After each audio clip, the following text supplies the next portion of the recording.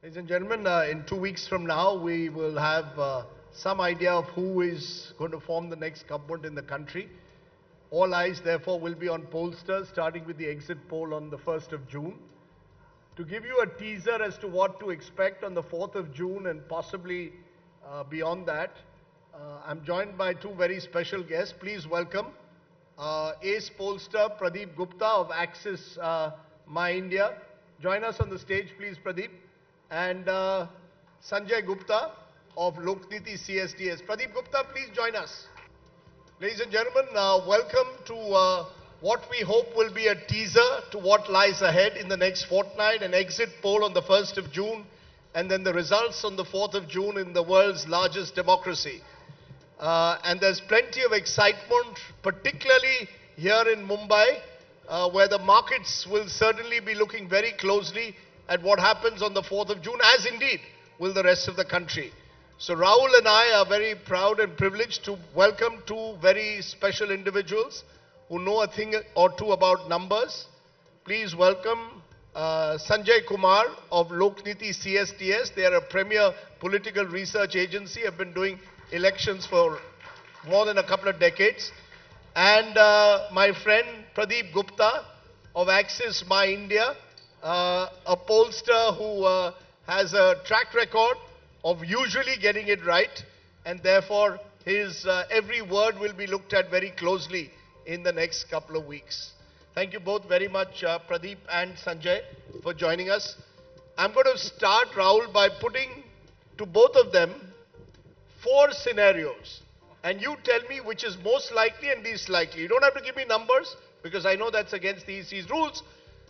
Suppose I were to tell you BJP crossing with its allies 400, BJP with its allies 370, BJP with its allies 300, BJP with its allies 272, and the BJP itself at 250. 250, 272, 300, 370, 400. Which is the most likely, which is the least likely scenario on the 4th of June? Who wants to start? No, I think, in my opinion, the scenario is very clear in my mind. It's BJP along with the allies. It is close to 300. It can't. I don't see BJP with allies anywhere close to 370 or 400 is a remote possibility. But BJP with its BJP on its own, will BJP on its own be over 272? But that's not the question which you asked. You gave me these 4 scenarios. I picked up the one. Okay, so the one you picked up is 300. In that 300, is the BJP over 272 or below 272? I would say BJP over 272, but not by a very large margin. It's just slightly above 272. Okay. Pradeep Gupta. So, Rajdeep, with due respect to you, I have 3 scenarios too. One is that for me, the food is half cooked at this point of time for us. Second, we are, as a polling agency, we are restricted to say or believe or reveal or release any kind of number whatsoever. And the third one is the most important one.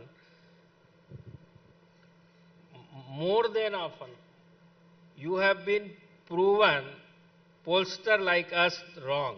Meaning, you have a better understanding of political scenario in India than us for sure. I'm coming to that. And most importantly, at this point of time, you have traveled across the country. So let me try and do exit poll from you. No, I can't do it. I'm not allowed.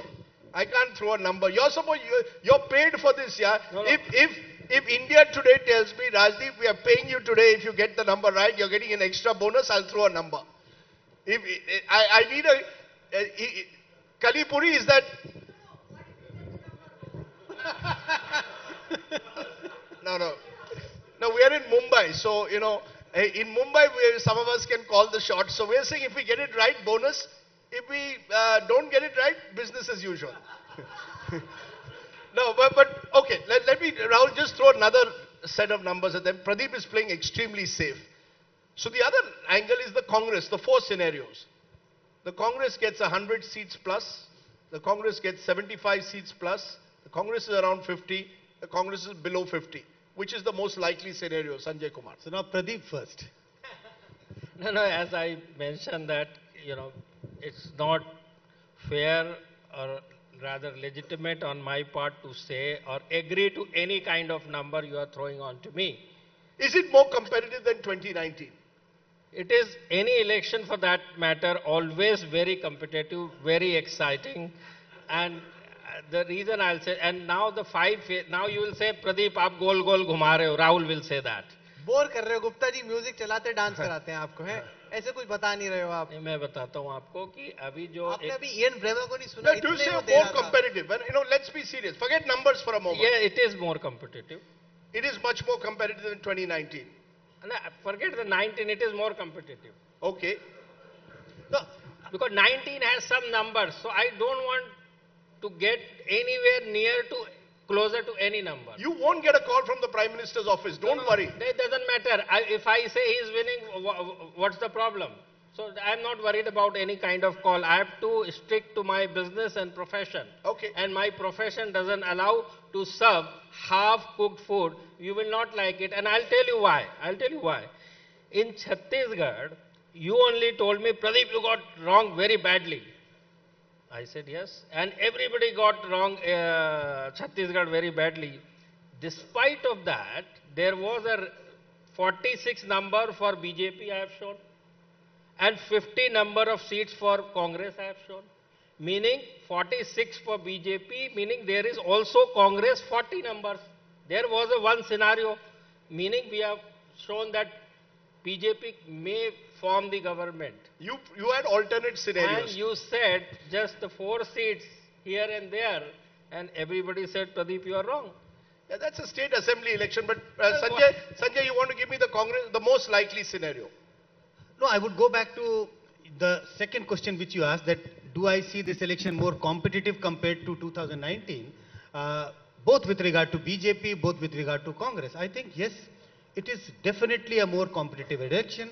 And since I have expressed my view about what is the likely scenario for NDA as I see now, in all probability Congress is improving its tally compared to what Congress tally was in 2019. Where does it stop? Do I see Congress getting figures in 3 digits? No, I don't see that happening.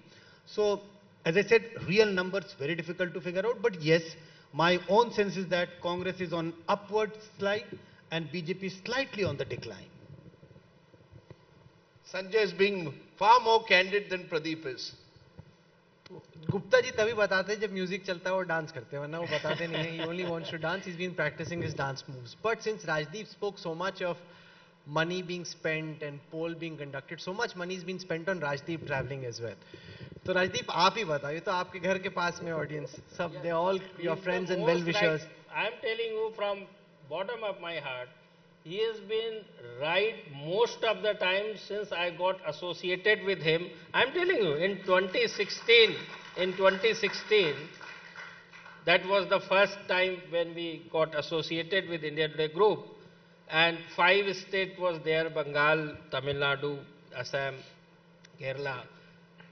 He told me, Pradeep, I have a doubt on your one number. Your 4th state seems to be bang on.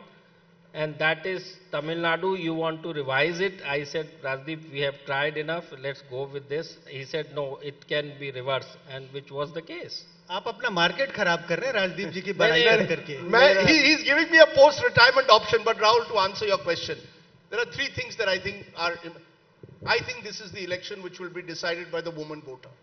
There is no vote bank in this country today as important as the woman voter. And the problem is when television anchors or newscasts, they interview more men than women. Because the men come forward. The women are in the background. If you meet the silent woman, you get to know what's happening in an election. I remember last year in Karnataka, there was this woman sitting at the side of the temple quietly.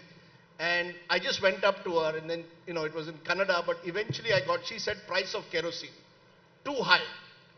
And I will not vote for this government. I want this government out. And you sensed in that woman exactly, because she didn't come to the camera. The men come to the camera. The women, you have to go and talk to them. So I think the woman voter will decide, particularly in North and Central India. And I think, Rahul, somewhere this time the young voter is, I haven't seen so many young voters in rural India talk the narratives they are. They are watching social media and reels night and day. And they have very, very strong opinions. So I think these two, what I call the new MY, Mahila and Yuva. Previously, MY was Muslim Yadav. Now in northern India, it's Mahila and Yuva. And they are deciding much more than people sitting in halls like this who will attend our shows but won't go and vote. But when I look at Mumbai's voting, I mean, they're 50% in South Mumbai. It's terrible. I mean, you think about it, Rahul. So, but the bigger picture, Rahul, How many people here voted? Oh, that's great. More than 50%. But they also come to an election conclave, right? So obviously, the others are sitting on some pub and having a nice evening. So there's also a difference to that, yes. But Rahul, I think what is happening is, look, the one common factor from north to south, east to west is Prime Minister Modi. I mean, this election is, do you want Mr. Modi to be in power for another 5 years or you don't want him? I think he is a unifying factor in that sense. But I am seeing state by state narratives, Rahul, which suggests it's a normal election. You come to Maharashtra, you hear of water scarcity. Sahil Joshi and I went 50 kilometers away from Pune. Women are walking 5 kilometers for a bucket of water. That's the reality of this country. You go to UP, paper leaks. Every student will come and say, "Ye kaisi sarkar hai jo paper leak karwati hai, aur paper leaks can't be stopped." You go to some other corner of the country in Tamil Nadu, the issues are again very different, Rahul. So I think issues are changing from region to region, rural, urban. I'm playing as safe as Pradeep, as you can see. But the one statistic, Rahul, that I point out, two. One is the BJP won, Rahul, 224 seats by 50% vote share and more. You're going to need a huge swing away from the BJP for the BJP to be defeated in this election. So, I mean, I can't see a scenario at the moment where the BJP doesn't form a government, whether it's in coalition or whether it's past 272. And number two, Rahul, in the last two elections, in direct fights between Congress and BJP, 90% of the seats have been won by the BJP. So unless the opposition has offered a better alternative, I'm not so sure that the opposition is in a position at the moment to win India.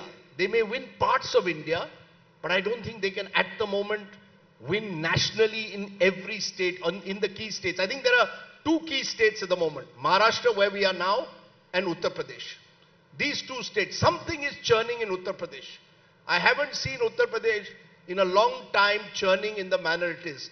Will it be enough only to change vote share, or could it change seat share?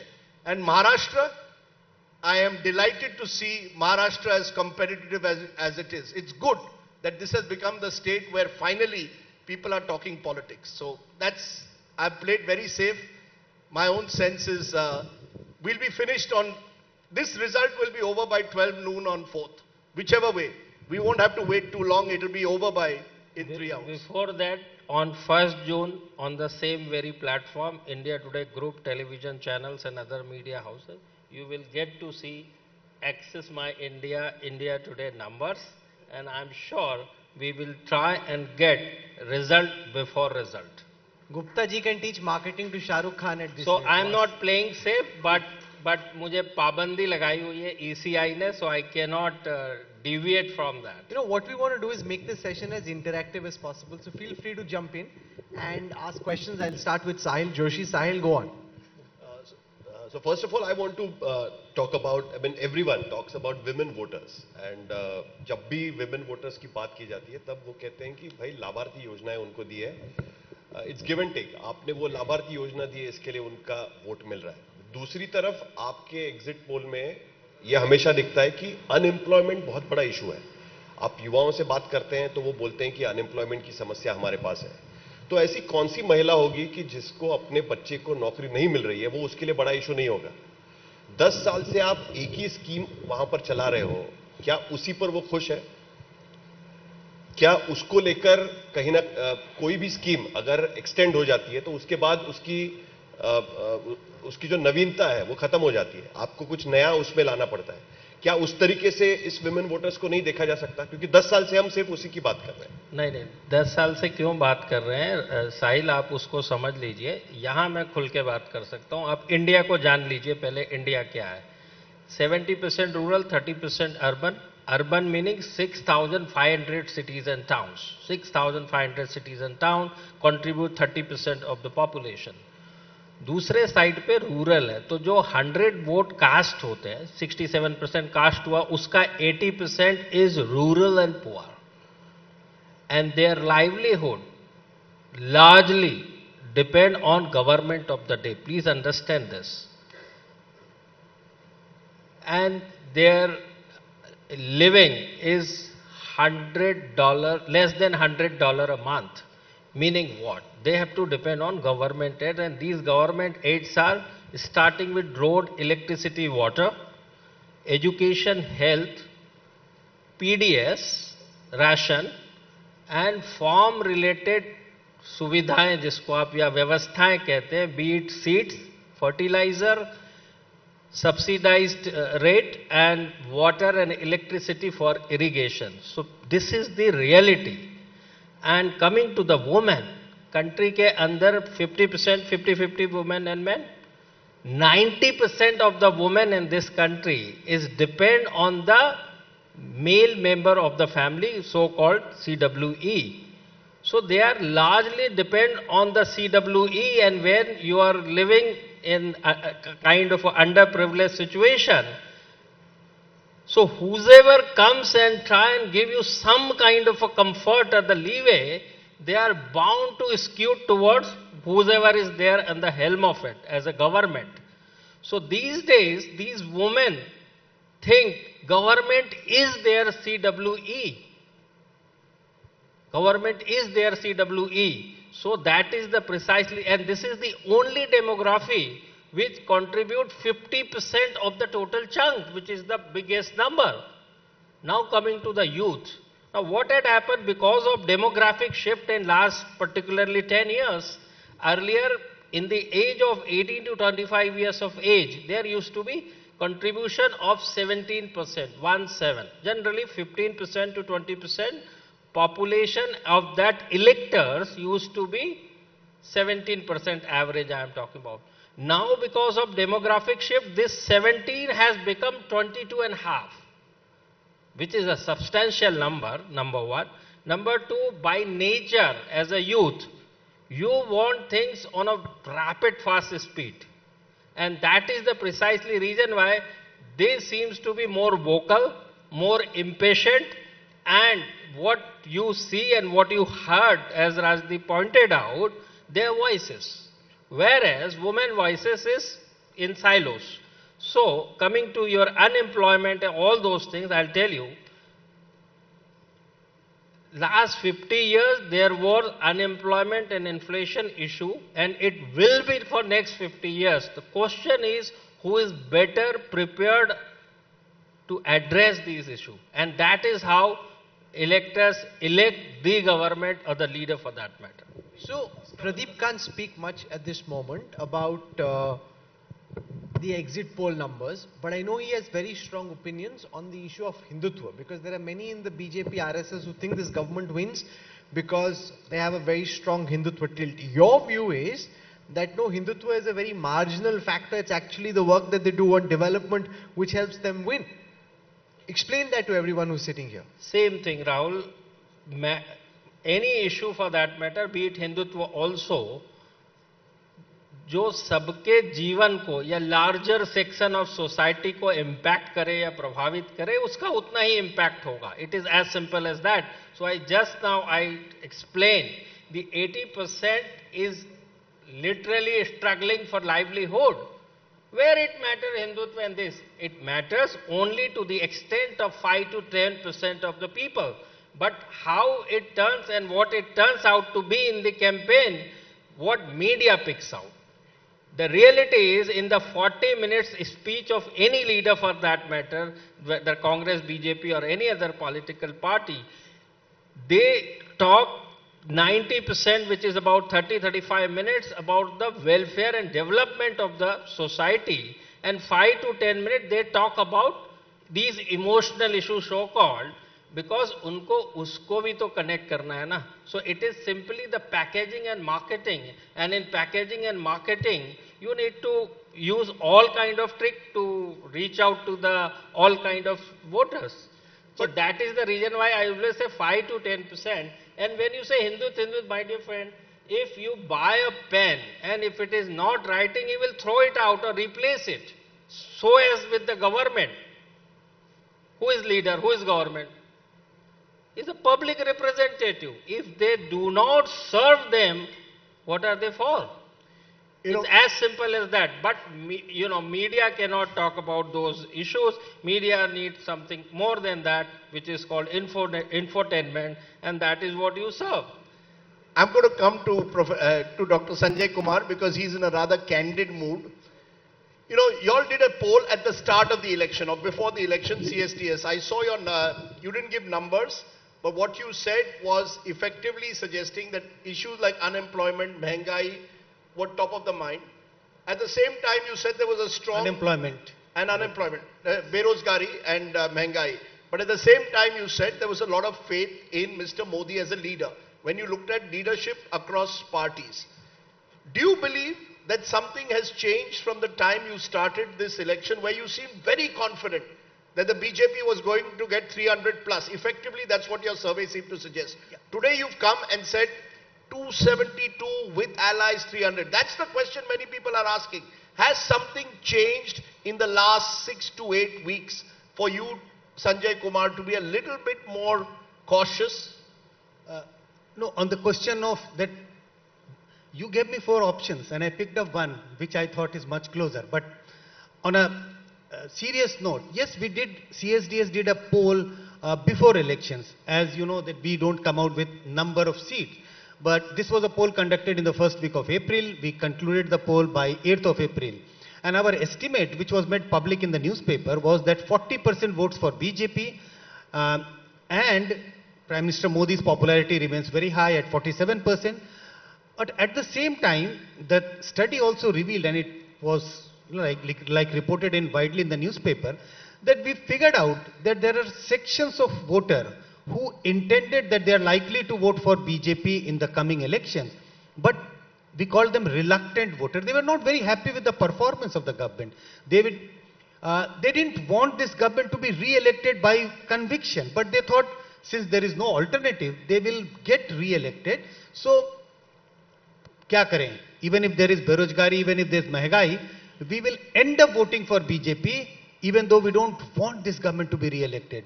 So, out of this 40, we made an estimate that really the BJP's vote share seems to be 35-36%, but there is 4 or 5% reluctant voter who might end up voting for BJP because they see no alternative. That was the situation in the first week of April, but I think as the election progressed, things may have changed on the ground, which is obvious from various quarters. And my own sense is that I think there is a movement of those reluctant voters who thought they are likely to vote for BJP on the election day.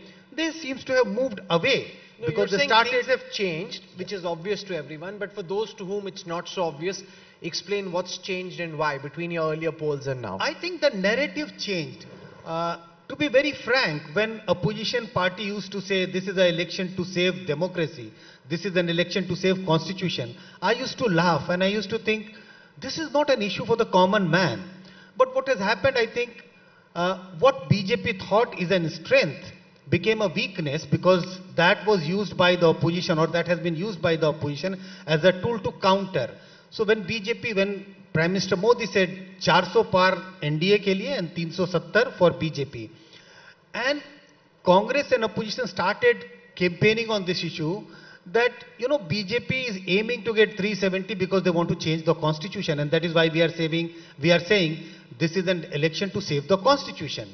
And they kept hammering hard that if they get 370, if they get a huge majority, they may be willing to change the constitution. And changing the constitution would mean erasing the memories of Ambedkar, because he is seen as an icon for a large number of Dalits.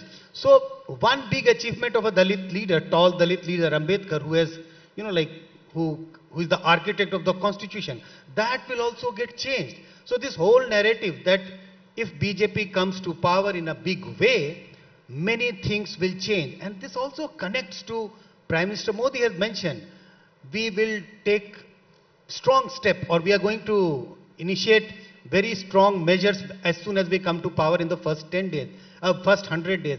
I think that started making a connect to the people on the ground. And then I think that started changing the narrative. So the big narrative of vote on Modi or vote on Hindutva, vote on temple, that disappeared. And these small issues of, yes, there is some substance. People started thinking there is a substance that there is a danger to the constitution. There is a substance that there is a danger to democracy. This started growing up like small plants here and there. And the aggregation is what we are looking at now. You know, Rahul, you've asked me, you've asked them what's happening. What are you going to tell us? You've also traveled across the country. You can't pin me down to a number, and you can't, you met the Prime Minister, you interviewed him. Does he sound like a Prime Minister who's getting 400 par, or is that all part of this calculated choreography to create the personality cult?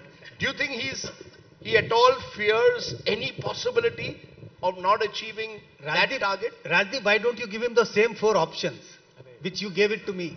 Okay, Rahul, 4 options. BJP plus allies 400, BJP plus allies 370, 300, 272, 250. 5 options. What's most likely? Rajdeep, like an IPL player, likes to hit big and smash out of the park, and he gets great pleasure giving his, cricketing background. I stick to data and I'm very, very careful. I'd much rather leave a ball outside the off stump than go and poke my bat at it and get caught out. It slips. But that being said, I think this 400 par is something, if you talk to any BJP leader, even they will accept is just a war cry. They also accept that some of this in some constituencies did backfire because there was built up anti-incumbency against local MPs.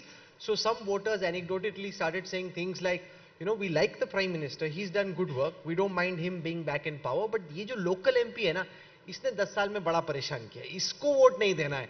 Modi ji के तो आ ही रहे हैं 400, इसको हरा देते तो 399 आ जाएंगे. And very quickly the BJP realized if a lot of people start thinking like this, that we'll beat the local candidate because we don't like him even though we like the Prime Minister, which is why it led to a change in positioning. The fact also is that there is unemployment, that there is distress, and those are genuine factors. Nobody can go away from them. But many of these people actually feel that Prime Minister Modi is probably the best agent to improve their life into the future. Unless there is a vehicle that can capitalize on the anti-incumbency, which only legitimately is built up over 10 years. You can't have a government 10 years on. Remember, 10 years of Manmohan Singh being in power, people didn't want to see his face, they didn't want the UPA back.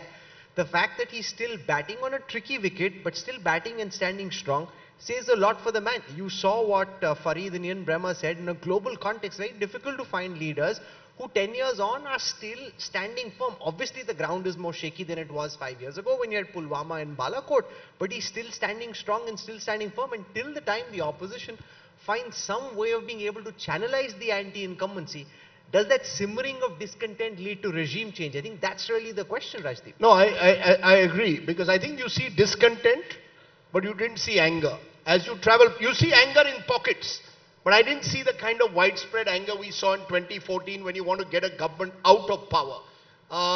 2019 was in a way a Shraddhanjali to our martyrs. People went out and said, "Nee, we want to, the Pulwama martyrs have to be in some way almost given a tribute, and we've got to go and vote."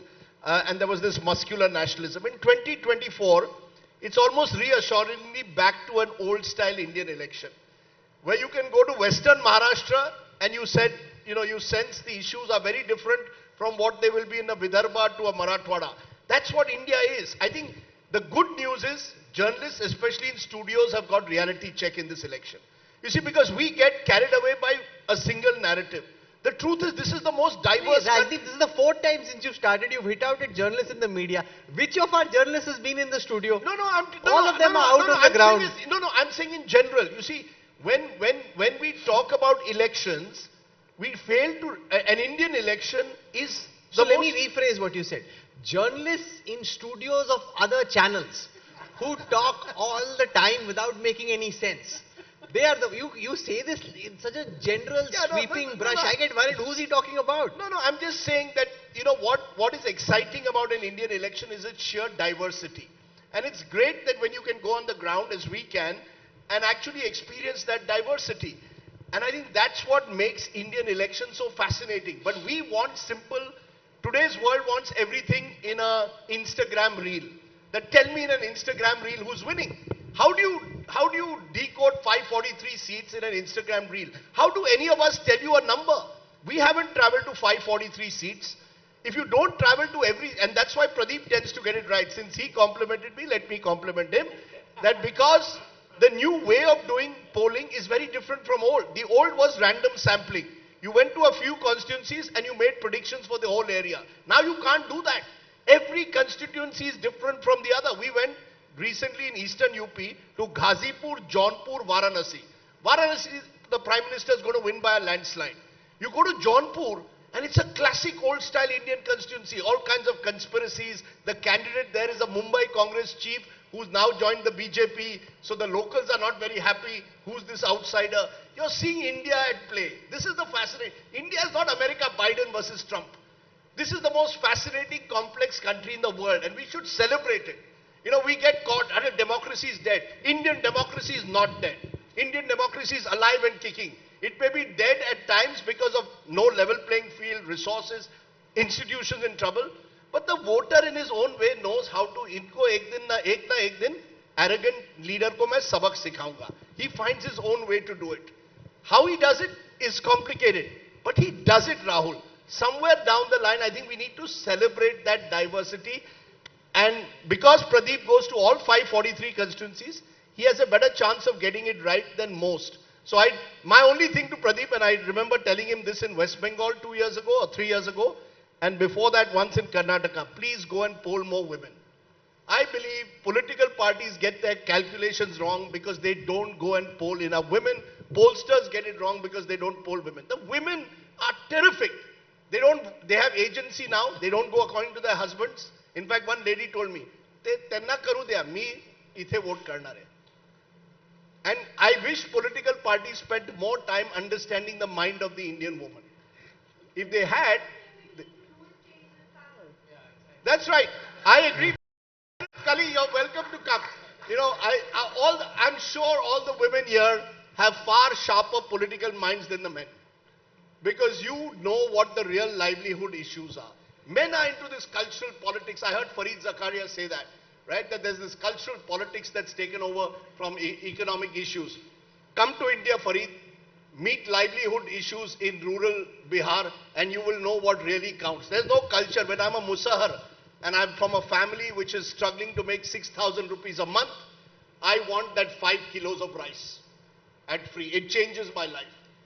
When you have 400 people in a bus meant for 100 people, you realize what a free bus ride means to a woman. It gives her a sense of independence. Very easy for us to sit in rooms like this and sort of say, ye to freebie hai. Arey, freebie aapke liye hoga. For that woman, it's empowerment. She can go out on her own, do work. That's the new India. And we need to recognize it. So in last... Modi has recognized it. I'll give Modi credit, Rahul, for that.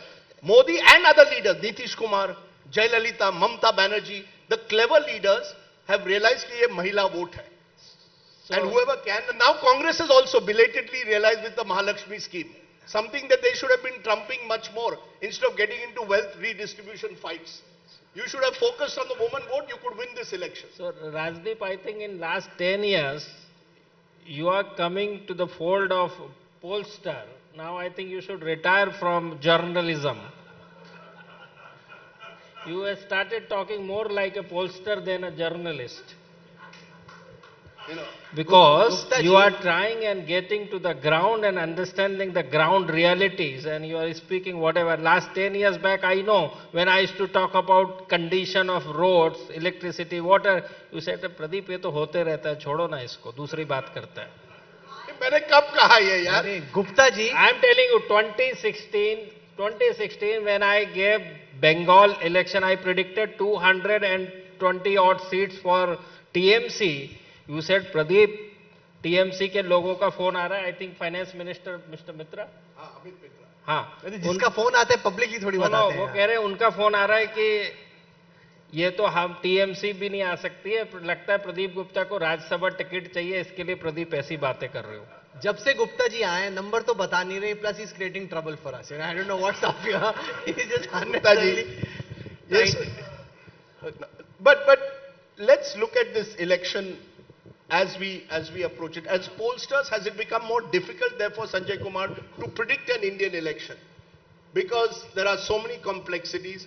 Indian voters, remarkable, they vote differently in Vidhan Sabha and Lok Sabha. We are seeing it. I believe Maharashtra voter will vote very differently for a state election 4 months from now. Is it more difficult now to predict the mind of an Indian voter than it was, say, 10 years ago? My job has become very easy because we don't predict elections anymore. We used to do that earlier. But even predicting trends. Yes, we do. What we do through our research, we try and give a sense of how India voted, how people have voted, what has been the issues. And yes, we try and give you a sense of, you means all the viewers, readers, a sense of how people have voted, what has been the shift, what has been the reasons.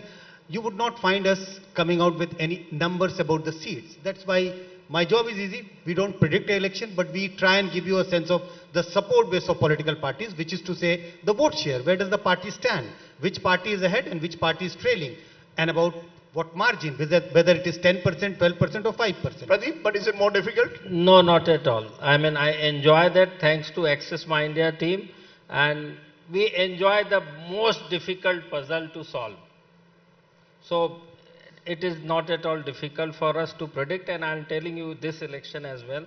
There are states which is totally in one-sided. There are states which is one-sided with the other political party, and there are states which is tough competition, what you call close Which is the fight. most difficult state this time, according to you? Just wait for some time. No, that you can tell us. You can tell us which is the No, most no, difficult no, state. no, अच्छा just- वो east में है या waste में है? या बीच में है?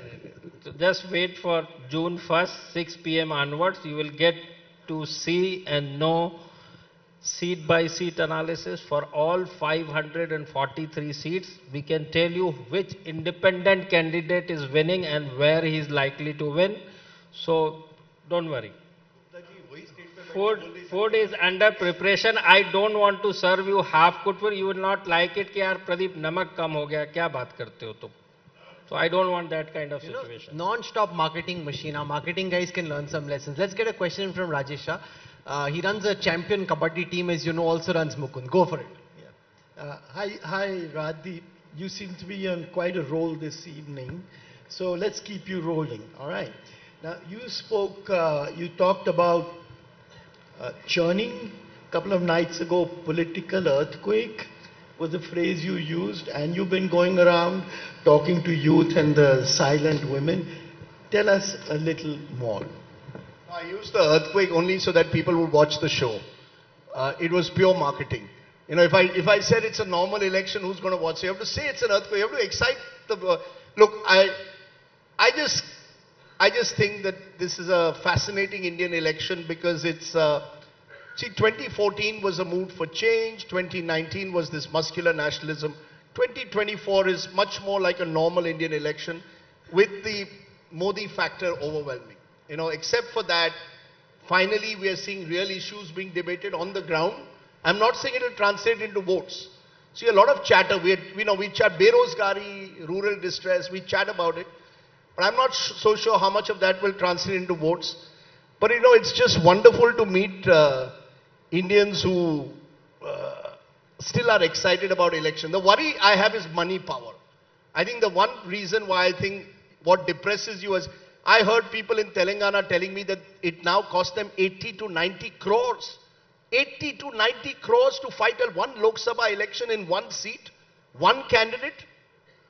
I heard stories in Mumbai where a particular candidate apparently has spent 40 crores basically trying to bribe voters. I mean, then you're skewing democracy. That's not a level playing field. And even across the country, you know, the fact is the BJP is outspending its rivals 10 to 1. Does that make it a level playing field? So that's the worrying part. I mean, they have every right to spend what they want, but it would be nice if we could have a more even system. I don't know how we are going to get it.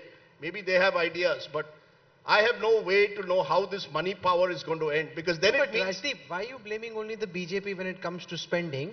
Take, for example, wherever the Congress is in power in southern states like Karnataka or Telangana, has money not been spent? Take, for example, DMK being in power in Tamil Nadu or the AIDMK before it. This is an ill that cuts across party lines. Sure, Let's sure. not just signal out one party for it. No, I'm saying pan-India, obviously the BJP is outspending its rivals, but you're right, in individual states where a party is in power, it's able to outspend. But I'm just saying the scale of money, Rahul, which means that a very talented village pradhan who doesn't have money cannot contest an election anymore if he's an honest man who has... Look at Mumbai or Thane. Most of the people who are contesting Vidhan Sabha election will be real estate guys.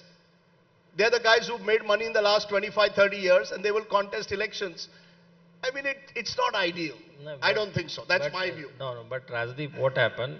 See, you may have n number of money and you can spend n amount of money.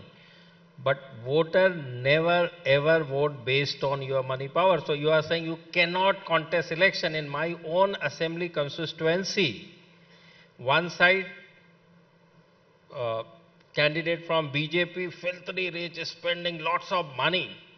And the other side, my own friend who was, we were friend and studied together in primary school. He simply said, भाई मेरे पास कोई पैसा नहीं है, मैं आपके पास केवल अपना बाइक से ही आपके साथ कैंपेनिंग करूंगा. And he won by 350 votes, that too postal votes. EVM votes, BJP won by 57 votes, but through postal vote he won by 350 votes. So, I mean, one can spend money, it's like on your well-being. You can spend an amount of money, but I am wearing just 200 rupees a t-shirt. So what does it matter?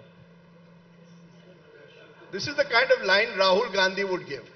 You know, देखो मैं केवल white t-shirt पहनता हूँ. No, I'm saying you said you cannot contest election without No, it's money. becoming I'm more and more answering. difficult. No, it's I not disagree. difficult. I It's think not it's difficult. becoming more and more difficult, Rahul. That's the point I'm making. It's the other way round. We are out of time on this session. Ruchir Sharma is here. Everyone's waiting to listen to him. But one thing seems quite clear before I wrap up. What was earlier a no contest one way, there's a lot of predictability around the election. No matter what the end result at 2 p.m. on the 4th or at 7 p.m. on the 1st, one thing is clear, there's now enough buzz and excitement around the Indian election. That's what makes Rajdeep's job, my job, that much more exciting. And that's what all of us at the India Day Group are preparing for that exit poll and for that counting day. And we look forward to having you with us for the time being. Pradeep Gupta, I hope you've been practicing your dance moves, because if you intend to dance, just kind of, there has to be one better move than this. Like a little better than that. Let me get my numbers right first. And then? Then we'll decide what to do. Yeah, that's the other thing we need to clarify. It's not about who wins the election. If we get the numbers right, we will do a dance. If we get the numbers wrong, we will be mournful. Rajdeep's children told him, boss, do whatever you do, dad, don't dance. Then they say, bacche papa ki nahi sunte. In this case, the papa is not listening to the children. Rajdeep? Look, I have two left feet, but with Pradeep, we'll do a jig. I'm pretty confident that by 12 o'clock on the 4th, we should have clarity. This is not going to be a long night. That's my sense. You know, because we work so hard on data analytics, we don't want this to end at 12. We want this to go on as long as is possible, because if it does, that's when the power of the election intelligence dashboard comes alive. If it ends very quickly, then everyone knows what's happening, then nobody's interested in my data analytics. So that's no fun. But thank you very much, Sanjay, Kumar, for joining us. Absolute pleasure to have you with us. Pradeep Gupta, thank you very much. I hope that thali comes out nicely cooked. Rajdeep, thank you for joining us as well. Rajdeep will, of course, stay back for the next session. Thank you. Can we have a warm round of applause, please?